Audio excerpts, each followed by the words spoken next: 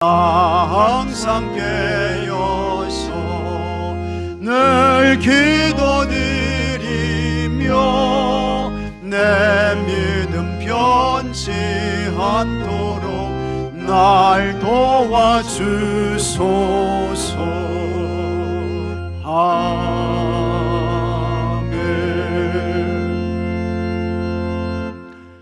우리 예수님께서 마태복음 5장 44절에 다음과 같이 말씀하셨습니다. 나는 너에게 이르노니 너희 원수를 사랑하며 너희를 박해하는 자를 위하여 기도하라. 이같이 한즉 하늘에 계신 너희 아버지의 아들이 되리니 이는 하나님의 해를 악인과 선인에게 비추시며 비를 의로운 자와 불의한 자에게 내려 주심이라. 예수님께서 너희 원수를 사랑하라고 했습니다. 너희를 박해하는 자를 위해 기도하라고 했습니다. 그렇게 원수를 사랑하고 박해자, 핍박자를 위해 기도하는 사람이 하나님의 아들이 된다라고 했습니다. 원수를 사랑하는 거, 박해자, 핍박자를 위해 축복하며 기도하는 거, 여러분 정말 어려운 것입니다. 너무너무 힘든 거예요.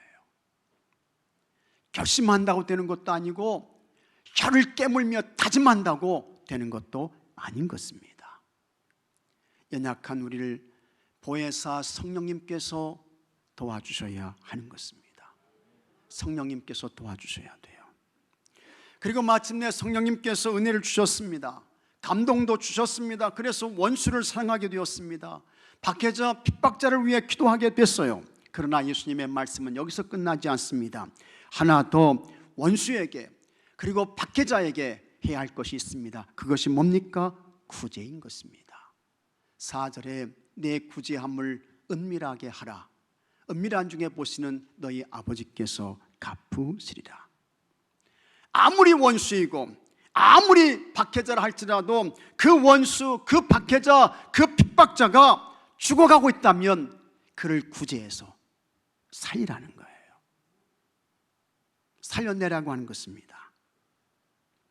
예수님께서 원수를 사랑하는 것, 박해자를 위해 기도하는 것이 구체적으로 무엇인지를 말씀하시고 가르쳐 주시는 것입니다. 구제는 헬라어로 엘레에모슈네라고 합니다. 엘레에모슈네. 이것은 하나가 되는 거예요. 동일시하는 것입니다. 나와 당신을 분리하지 않는 것입니다. 당신의 고통을 나의 고통으로 수용하는 것입니다. 상대방의 아픔을 나의 아픔으로 받아들여요. 앞에 있는 사람의 어려움을 나의 어려움으로 품는 것입니다.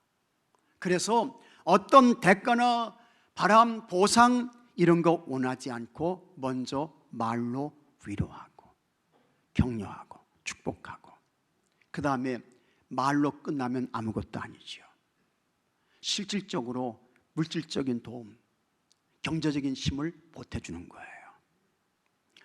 야고보가 이렇게 말했습니다. 야고보서 2장 15절에 만일 형제나 자매가 헐벗고 일용할 양식이 없는데 너희 중에 누구든지 그에게 이르되 평안히 가라, 덥게 하라, 배부르게 하라 하며 그 몸에 쓸 것을 주지 아니하면 무슨 유익이 있으리요? 그냥 말로만 평안히 가라, 덥게 하라, 배부르게 하라 말로만 하는 거예요. 그건 여러분 아무것도 아니라는 것입니다. 유익이 없어요. 소용없는 것입니다. 야고보는 행함이 없는 믿음은 죽은 것이라고 했습니다. 실질적인 구제와 섬김 그것이 없어요. 그건 뭐냐? 가짜라는 것입니다. 전 세계 사람들이 성녀로 부르며 존경하는 인도 콜카타의 천사가 있습니다. 마더 테레사입니다. 이 테레사는 본래 이제 터키 출신입니다. 이분이 1979년에 노벨 평화상을 받았습니다. 아주 가난하고 어렵게 사는 사람들이 나병에 걸렸습니다.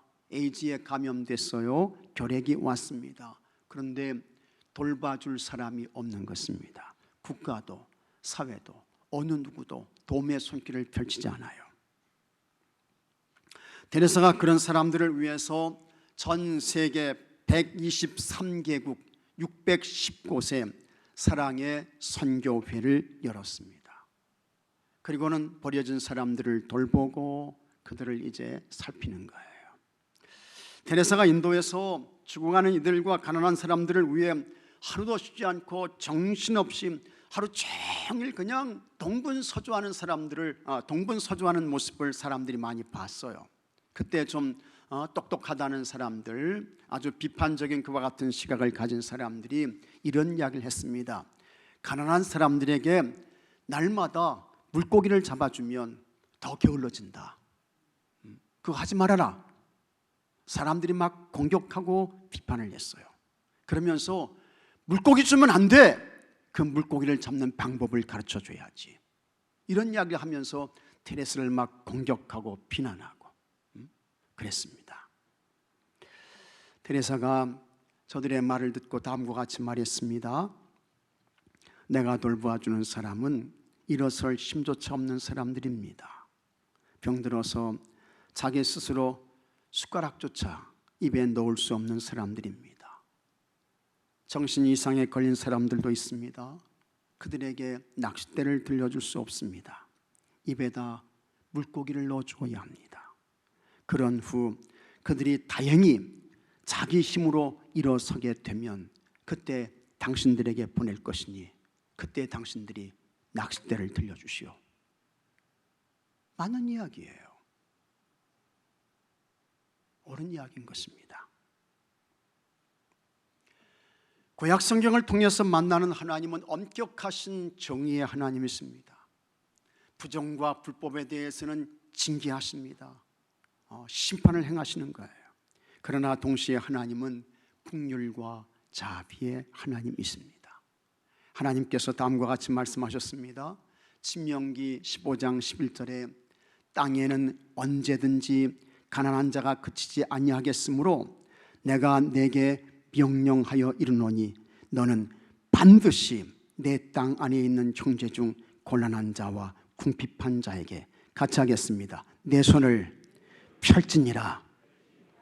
우리가 사는 세상에 가난한 자들이 있어요. 곤란한 자들이 있어요. 궁핍한 자들이 있습니다. 그들에게 손을 움켜주지 말고 손을 펴라. 손을 펴라. 하나님 말씀하셨습니다. 손을 편다는 것은 뭡니까?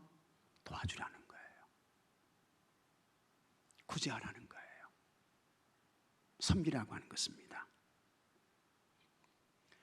그렇게 구제를 명령하셨던 하나님께서 신약시대에 와서는 이제 하나님이 어떻게 해요? 하늘 영광의 보좌를 다 버리십니다. 그리고 그 높고 화려하고 찬란한 하늘 세계를 포기하시고 사람의 몸을 입고 이 땅에 찾아오시는 것입니다. 예수님께서 죄인들과 함께 하셨습니다. 병든 자를 고치세요. 가난한 자들을 편들어 주십니다. 마지막에는 죄와 허물로 죽은 인생들을 구원하시기 위해 고난당하십니다. 수치와 조롱을 당하셨습니다. 십자가에서 가장 처참하게 죽으십니다. 몸을 찢으시고 거룩한 보혈의 피를 쏟으며 죽으세요. 그런 모습이 뭐냐? 죄와 허물로 죽은 우리 인생들을 구원하시기 위해 예수님께서 다 주시는 거예요. 모든 걸 그냥 다 주시는 거예요. 그래서 예수님께서 실제로 어떻게 구제를 해야 되는지를 삶으로, 행동으로 보여주시고 가셨습니다. 세상에 존재하는 모든 교회는 예수님의 교회인 것입니다. 믿으시면 아멘 하시기 바랍니다.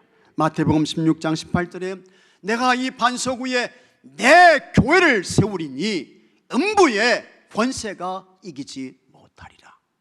내 교회를 세운다. 예수님의 말씀이에요. 교회는 예수님의 교회인 것입니다. 예수님의 교회죠. 그리고 세상의 모든 교회는 예수님의 몸입니다. 요한복음 1장 23절에 교회는 그의 몸이니 만물 안에서 만물을 충만하게 하시는 이의 충만함이니라. 교회는 예수님의 몸이에요. 틀림없습니다. 사실이죠. 따라서 교회가 무슨 사명을 감당해야 할까? 예수님 보혈의 피로 구원받은 성도는 어떤 삶을 살아야 되나? 예수님께서 구제의 본을 보여주셨던 것처럼 교회가 예수님이 하셨던 구제의 사명 감당해야 합니다. 예수님 보혈의 피로 구원받은 성도들도 마땅히 구제의 삶을 살아야 하는 것입니다. 그러나 아무렇게나 구제하면 안 됩니다. 하나님께서 기뻐하시는 구제가 있어요. 하나님께서 인정하시고 하나님께서 복 주시는 구제가 있습니다. 첫째로, 사람에게 보이기 위한 구제를 하지 말아야 합니다. 자, 여러분 1절 말씀 같이 한번 읽어보겠습니다. 1절에 사람에게 보이려고 그들 앞에서 너희 의를 행하지 않도록 주의하라. 그리하지 아니하면 하늘에 계신 너희 아버지께 상을 받지 못하느니라. 사람에게 보이기 위한 형식적인 구제, 외식적인 구제, 그거 하면 안 된다는 거예요. 이와 같은 구제는 자신과 상대방을 동일시하지 않는 것입니다. 그저 이 구제의 목적은 자신의 의로움을 드러내는데 이유가 있는 거예요. 자기 이력서에 경력 하나 더 추가하려고 하는 저속한 목적이 이 속에 담겨져 있는 것입니다. 이와 같은 구제는 하나님께서 기뻐하시는 구제가 아닌 것입니다. 그리고 이런 구제에 대해서는 우리 하나님께로부터 받을 상이 없다라고 예수님 말씀하셨습니다. 예수님 당시에 이스라엘 사람들은 구제, 기도, 금식 이 세 가지를 종교 생활에서 아주 중요한 필수적인 요소로 보았습니다. 먼저 이 구제는 이웃과의 관계에 대한 것입니다. 그렇죠? 그 다음에 이 기도는 하나님과의 관계에 대한 거예요. 금식은 자신과의 관계에 속한 것입니다. 모두 거룩과 경건과 절제의 삶을 위한 아주 중요한 꼭 필요한 것들입니다. 구제가 얼마나 중요합니까? 기도 얼마나 중요해요? 성도의 호흡이죠. 그래서 기도하지 않으면 우리의 호흡이 서서히 약해지고 그 다음에 꺼져가는 거예요. 영적으로 병들고 죽어가는 것입니다. 금식은 자신의 문제나 그것보다 훨씬 더 큰 기도의 제목을 가지고 먹는 것을 중단하고 배고픔을 참아내며 간절함과 애절함을 가지고 기도하는 것입니다. 보통의 결심과 결단을 가지고는 안 되죠. 이 금식 기도가 참 그렇게 소중한 거예요. 예수님 당시에 적어도 이 세 부분에 대해서 아주 탁월한 사람들이 있었습니다. 타의 추종을 불허하는 그와 같은 인물들이 있었는데 그들이 바리새인들과 서기관들이었습니다. 그런데 이 사람들에게 치명적인 실수가 있습니다. 이 바리새인들과 서기관들은 또 장로들은 은근히 자신들이 하는 구제, 기도, 금식을 자랑하는 거예요. 내가 오늘 이와 같은 구제했어. 내가 이렇게 선행을 했다고. 나 오늘 2시간 기도했어. 3시간 기도했다고. 기도할 때 하나님이 나에게 큰 감동 주셨어. 그 다음에 어제도 금식했는데 오늘도 금식하네. 이러면서요. 은근히 자랑하는 거야. 이렇게 해서 하나님께는 인정을 받고 싶고 사람들에 대해서는 어떻게 해요? 칭찬을 듣고 싶은 것입니다.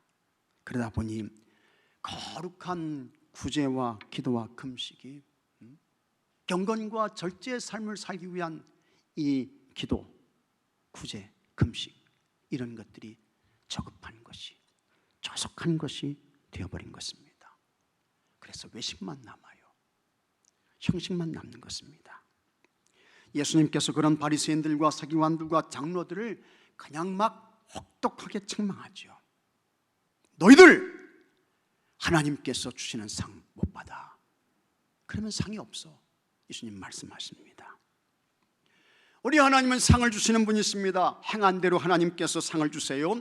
요한계시록 22장 12절에 보라 내가 속히 오리니 내가 줄 상이 있어 내가 각 사람에게 그가 행한 대로 갚아주리라. 상 주시는 분이세요. 근데 하나님께서 주시는 이 상은 없어지지 않는 상입니다. 이 상은 사라지지 않아요. 소멸되지 않습니다. 썩어지지 않는 상입니다. 하나님께서 주시는 상은 영광스러운 상입니다. 찬란한 상입니다. 이 하나님이 주시는 상은 세세 무궁토록 영원한 상, 아름다운 상, 감동과 감격의 상인 것입니다.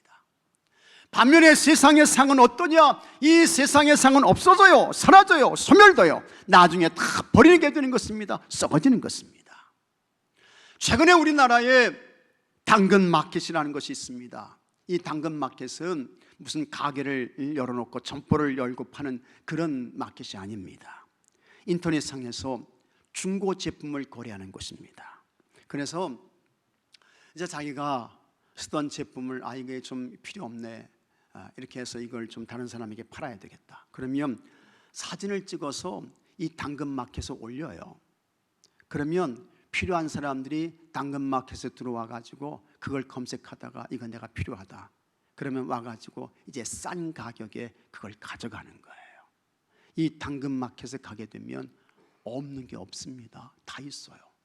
심지어는 집에서 쓰던 빨래 집게도 이 당근마켓에서 중고로 살 수 있어요. 그런데 미국에서는 훨씬 오래전부터 이 중고 제품을 거래하는 세일이 있었습니다. 집에서 안 쓰는 물건, 자기 집 앞이나 차고 앞에 그 물건을 펼쳐놓고 팔아요. 그걸 이제 거라지 세일이라고 합니다. 또 이사를 가게 됩니다. 그러면 이사 갈 때에 이제 필요한 물건을 팔고 가요. 그것을 무빙 세일이라고 합니다. 어떤 연세 드신 어른들이 이제는 가정에서 거주할 수 없어, 연세가 높으세요. 그래서 이제 양로원에 가시는 거예요. 요양원에 가요. 혹은 그 가정에서 사셨던 어른들이 돌아가셨어요. 그러면 그 집을 비롯해서 그분들이 사용하셨던 그 물건을 그냥 몽땅 다 파는 거예요. 그걸 에스테이트 세일이라고 합니다. 이렇게 거라지 세일, 무빙 세일, 에스테이트 세일을 하는데, 이런 세일을 할 때에 놀라운 것은요, 여러분, 국가로부터 받은 훈장도 내놓고 팔아요. 훈장도 팔아. 그 다음에 상장을 받았으면 그 상장도 내놓고 팔아, 사가라는 거예요. 또 무슨 아주 유명한 사람으로부터 감사패를 받았어. 그럼 그것도 내놓고 파는 거예요. 이것이 여러분 뭡니까? 세상의 상입니다. 이런 세상의 상은 시간이 지나면 사라지죠. 없어져요. 잊혀져요. 소멸되게 되는 것입니다. 그러나 우리 하나님께서 주시는 상은 소멸되지 않습니다. 없어지지 않습니다. 사라지지 않습니다. 하나님이 주시는 상은 영원한 상인 것을 믿으시기 바랍니다. 그러므로 하나님께서 주시는 상을 받아야 되는데, 하나님께서 주시는 하늘의 상, 영원한 상을 우리가 받아야 됩니다. 그런데 과연 어떻게 하나님께서 우리에게 주시는 이 영원한 상, 썩어지지 않고 없어지지 않고 사라지지 않는 이 상을 받게 될까? 어떻게 받을 수 있어요? 사람들에게 보이려고 하지 않는 것입니다. 외식으로 하지 않는 거예요. 형식으로 하지 않는 거예요. 사람이 아닌 하나님께서 보신다. 사람이 아닌 하나님이 아신다. 예배도 내 예배를 하나님이 받으신다. 그와 같은 믿음과 태도로 최선의 구제를 하며 우리에게 맡겨주신 그와 같은 이 아름다운 구제의 사명을 잘 감당하게 될 때, 하나님께서 그들에게 없어지지 않고 사라지지 않고 썩어지지 않는 영원한 상을 주시는 줄로 믿으시기 바랍니다. 여러분들이 그와 같은 이 상을 받는, 하나님의 상을 받는 주인공들이 되기를 축복합니다. 둘째로, 구제를 하고 나팔을 불지 말아야 합니다. 자, 2절 말씀도 같이 한번 읽어보겠습니다. 그러므로 구제할 때 외식하는 자가 사람에게서 영광을 받으려고 회당과 거리에서 하는 것 같이 너희 앞에 나팔을 불지 말라. 진실로 너희에게 이르노니 그들은 자기 상을 이미 받았느니라. 예수님께서 구제를 한 후에 나팔 불지 말라고 했습니다. 이 나팔을 분다는 것은 뭡니까? 그냥 이 사람 저 사람 여기저기 쫓아다니면서 나 이와 같은 구제했어, 나 이렇게 선행을 했어, 내가 이렇게 누구를 도와줬다고 이걸 다 떠벌리는 거예요. 다 자기 입으로 말하는 거예요. 자, 이와 같은 이야기를 들은 사람은 어떻게 해요? 그렇게 나팔을 부는 이유가 뭡니까? 나 좀 알아주시오, 뭐 그런 이야기 아니겠습니까? 그러니까 그와 같은 말을 들은 사람이 아유 그러셨어요, 잘하셨습니다, 수고하셨네요, 애쓰셨네요, 칭찬하죠. 그 사람을 세워줘요. 그러면 여러분, 이미 그 사람에게 뭡니까? 영광이 돌려졌다는 것입니다. 그 사람이 영광을 받게 된 거예요. 이 세상에 내 것은 아무것도 없습니다. 내가 살고 있는 내 생명도 여러분 내 겁니까? 아니지요. 하나님이 주신 거예요. 그리고 하나님의 때가 되면 하나님께서 어떻게 해요? 가져가신다고요. 나의 소유도 하나님께서 나에게 주신 것입니다. 재능도 하나님께서 내게 주셨어요. 그러니 내 것은 아무것도 없는 것입니다. 이것은 구제도 다르지 않습니다. 다른 사람을 돕고 섬긴 구제도 내 것으로 한 거 아닙니다. 하나님께서 주신 거 가지고 했을 뿐입니다. 그랬다면 당연히 존귀와 영광 하나님께 올려드려야죠. 이것이 마땅한 것입니다. 바른 것입니다. 옳은 거예요. 하지만 그냥 여기저기 이곳저곳 이 사람 저 사람 쫓아다니면서 큰 나팔을 불어댔어요. 어떤 사람은 이 말 저 말 그냥 쫓아다니면서 나팔 부는 사람들도 있더라고요. 그러지 마십시오. 그거 안 되는 거예요. 자, 이렇게 되면 이미 하나님이 받으셔야 할 그 영광 어떻게 된 거예요? 자기가 받은 거예요. 이렇게 되면 이 사람은 하나님께로부터 받을 상이 그에게는 없다라고 하는 것입니다. 하나님께 주시는 상 못 받는다는 것입니다. 그래서 우리는 구제를 하고 혹은 선행을 하고 큰 도움을 줬다 할지라도 어떻게 해야 합니까? 잊어버려야 돼.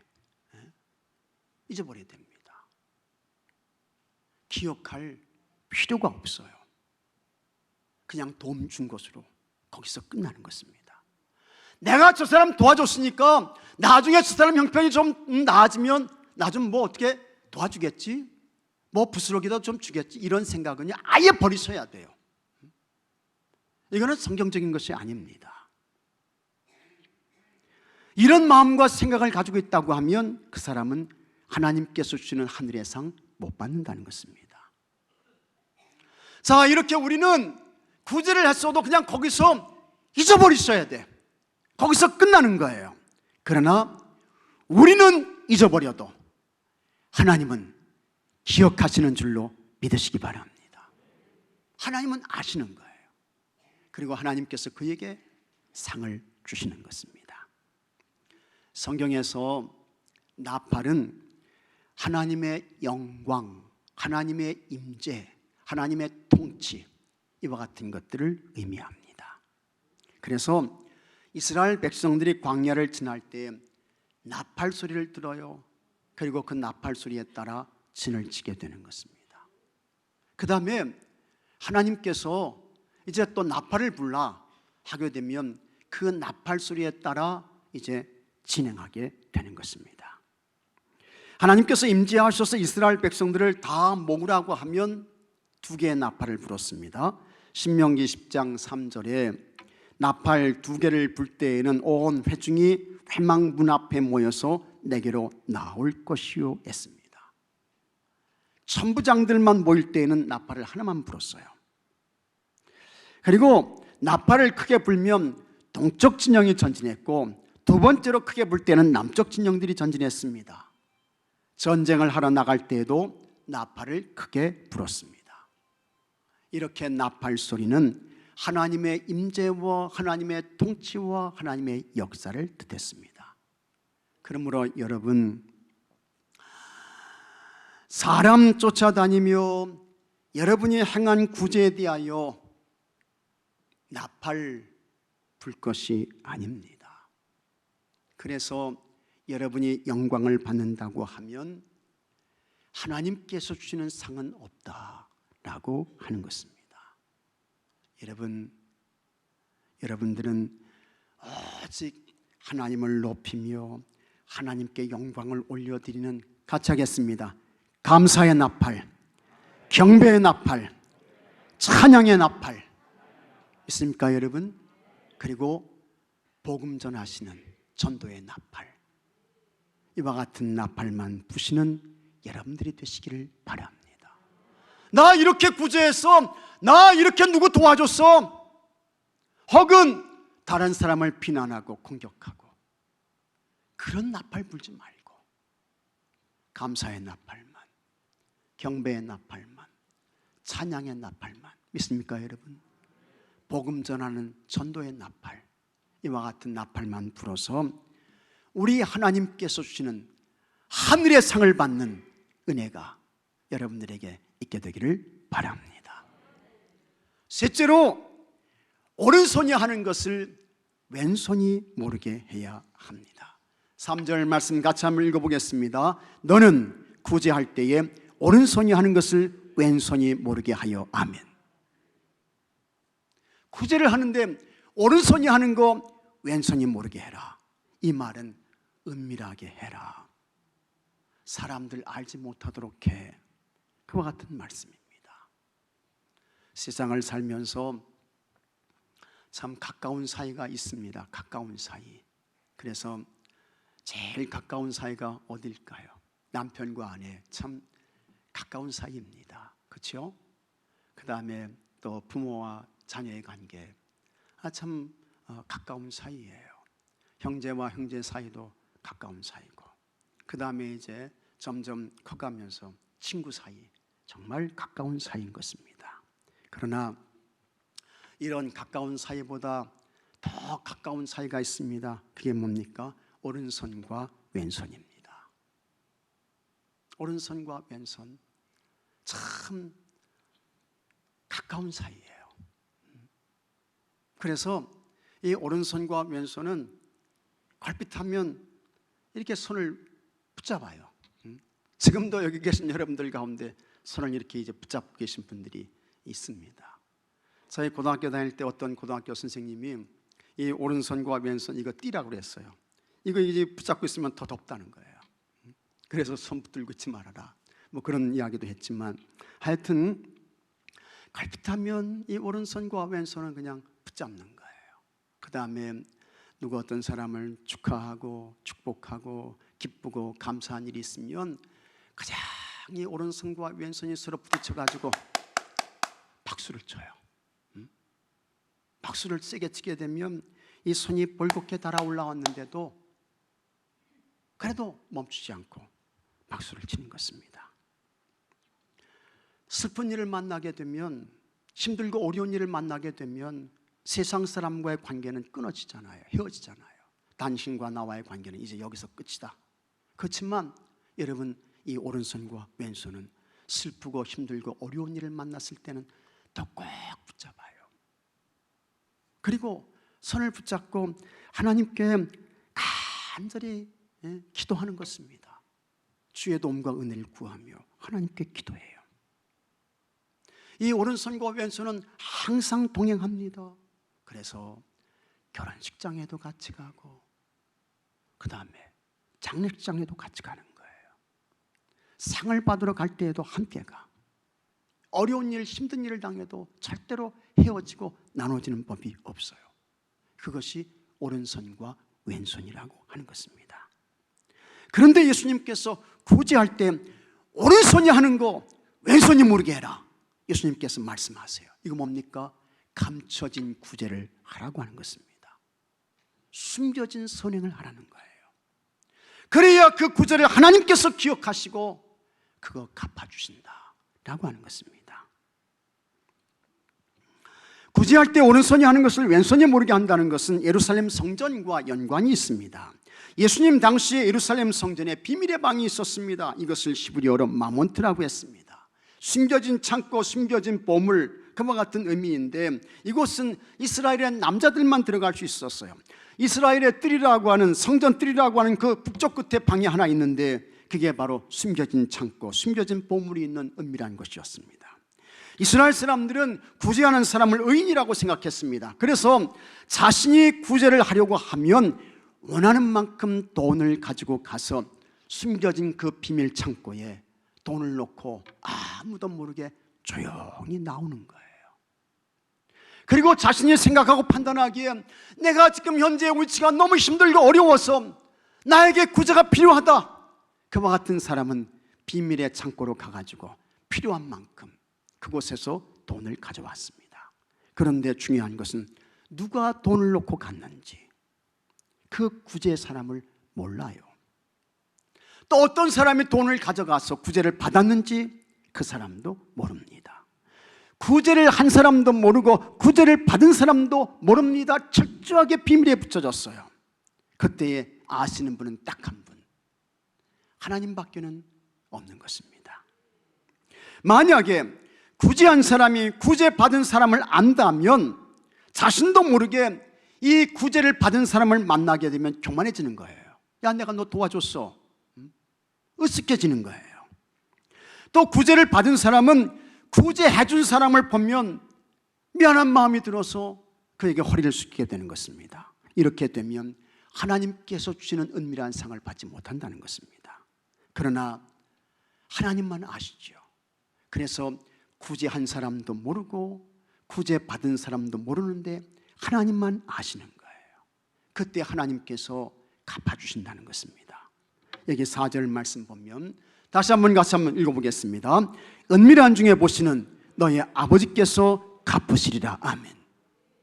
누가 갚아주신다고요? 너의 아버지께서 갚아주신다 말씀하고 있습니다. 여기 갚아주신다 이 말씀이 나오는데 이 갚아주신다의 헬라어는 아포디돔이라고 합니다. 이것의 의미는 하나님이 은혜를 베풀어 주시는 거예요. 은총을 내려주시는 거예요. 근데 더 정확한 의미는 어머니가 아이에게 젖을 물려주는 거예요. 그런 의미예요. 그런 뜻입니다. 여러분, 우리는 다 어머니의 젖 먹고 컸습니다. 다 어머니의 젖 먹고 컸어요. 어머니의 젖 안 먹고 큰 사람 아무도 없어요. 다 어머니의 젖 먹고 컸죠. 근데 그 어린아이에게 가장 행복한 최고의 만족의 순간이 어느 때일까? 어느 때입니까? 배고픈 아이가 어머니의 젖을 물고 젖을 빨 때, 그때가 이 아이에게는 가장 행복한 순간이야. 최고의 만족과 행복과 평안이 있는 순간인 것입니다. 그런데 오른손이 하는 구제를 왼손이 모르게 하면 사람은 아무도 모르는데 하나님께서 갚아주신다는 거예요. 어떻게 갚아주시느냐? 어머니가 아이에게 젖을 물려주는 것 같은 그와 같은 행복, 만족, 평안, 기쁨, 이런 것들로 하나님께서 갚아주신다라고 하는 것입니다. 그리고 구제를 받은 사람은 사람을 통해서 하나님이 베풀어 주신 구제를 받았습니다. 그러니 찬송과 존귀와 영광을 하나님께 올려드리게 됩니다. 구제를 한 사람은 하나님께서 젖을 물려주시는 복을 받아서 좋고 얼마나 좋아요.